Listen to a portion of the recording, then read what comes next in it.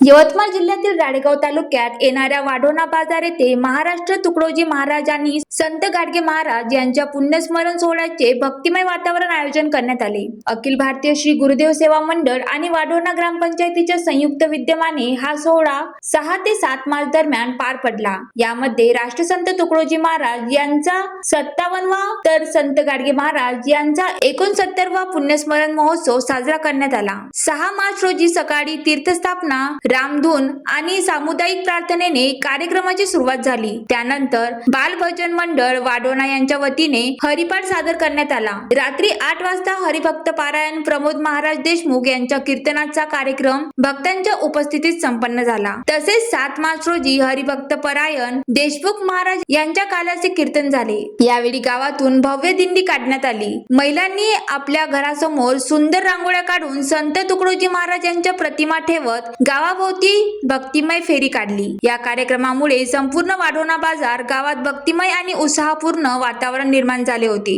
ग्रामस्थांनी मोठ्या संख्येने उपस्थित राहून संतांच्या विचाराचे स्मरण करत पुण्यस्मरण सोहळ्यात सहभाग नोंदवला। नरेश राऊत, ज्वालादीप न्यूज, यवतमाळ।